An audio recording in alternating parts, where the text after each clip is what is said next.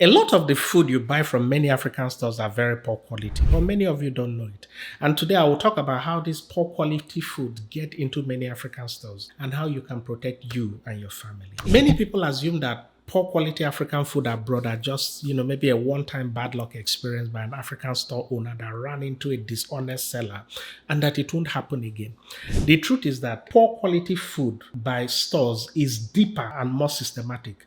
Now, if you understand how many of these stores get their products, you will understand why I say that a lot of the products being sold are poor quality. And here are the hidden reasons most of you never know about. Now, the first reason is that the market rewards cheapness and not quality. You see, most African food importers compete on price and not standard. And this is aggravated by the fact that most African stores often serve price-sensitive customers. Sellers fear that if their quality is too high, the price will be too high and hence sales will be slow. A few months ago, I took a pack of chin-chin to introduce it to an African store somewhere in Atlanta. And the owner of the store took the product, weighed it, and told me the pricing I was proposing is too much based on the weight. And then he showed me two other samples. I tried arguing based on the quality of the packaging and based on the fact that we have vetted this manufacturer and we visited their factory. We know that they follow all procedures, GMP, HACCP standard.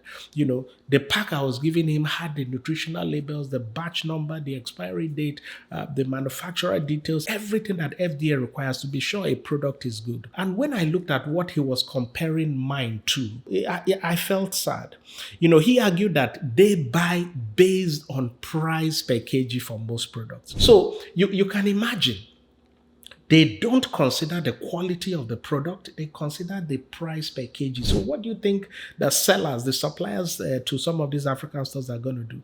They are going to do everything possible. They'll use the poorest quality flour, the poorest quality oil, right, to ensure that their price per kg is low. And he also said something that shocked me. He said that this is not Walmart. So basically, his African store does not care about the quality that is the way Walmart does. Now, if I were a supplier who wanted to really earn his business, what will I do? I'll probably look for who have old harvests that they want to sell at a lower price. I'll look for lower grade products. I'll look for mixed or rejected lots. Mix it with original products and sell, filler brands that are not healthy. So when an exporter is now told to lower price, what do you think they do? That's what they will do. They go to the market, get the cheapest possible product. So what happens? Poor quality becomes the norm. Now, if a store owner can say that buyers don't care too much about quality, then there is also an issue. And this issue is the mindset that many of we buyers here have, that because a product is sold in an African store, then it is natural as it is from Africa. The selling point is natural in Africa, and we don't even know how these products were processed. Before I talk about the next reason, it's important to understand how many African stores get their products. I've talked with countless store owners, and many say the same thing. What they will tell you is simple. We have somebody who goes to the market for us back home and then ships the items to us.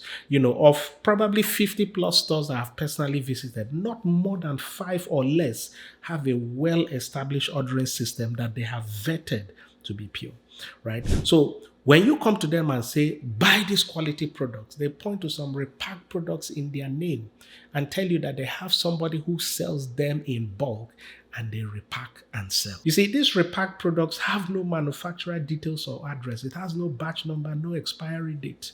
Now, these people that they have back home who are consolidators, who go to the market on their behalf, they are 100% profit driven. Do they care about your health, or do they know what standard that they have to obey? No. What markets do some of them go to? Market that gives them the cheapest prices. I've seen one of these consolidators in a room packaging kuli in Abuja. Dirty floor, dirty bags. They just scoop items into the bags. And there are so many cases of dirty markets where these things are being bought. Be careful. Now, the second reason many of these products are not quality you expect is also poor storage before they export. Items are kept on the floor where rats and insects routinely enter. Products are stored in open sacks, and humid rooms where mold spores grow. Some are even overexposed to sun, leading to a loss in the aroma, evaporation of the oils in this food. These products are already compromised in quality before it even reaches us here abroad. So again, you have to be cautious, have to be careful. When you see a product that is in good quality packaging and one that is in store rebrand packs, be cautious. Don't try to save 50 cents and be eating unhealthy. Now, again, the third reason is very poor enforcement of food producers and exporters back home. And this poor enforcement will let many bad actors win. Look, a lot of products slip through because, smaller shipments avoid strict inspection. Many stores repackage inside the US and Canada without the labels, and again, a lot of bad things are happening.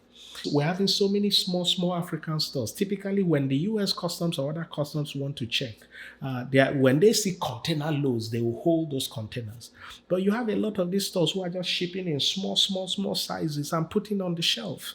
And because of those small sizes, they don't really do in-depth check on them because they will say, oh, these are very small. So be careful.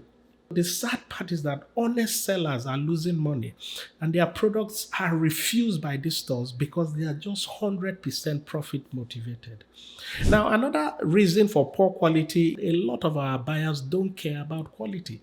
Many of us here have lived back home and are used to the way things were displayed before. We have that ingrained cultural tolerance that tells us it's okay because that's the way it's always been.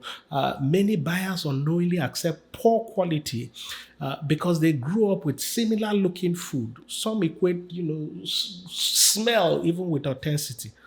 Now, in local markets back home, no one checks for certifications and labels. So why should I expect an African store owner to have certification or be transparent about the origin of what they sell?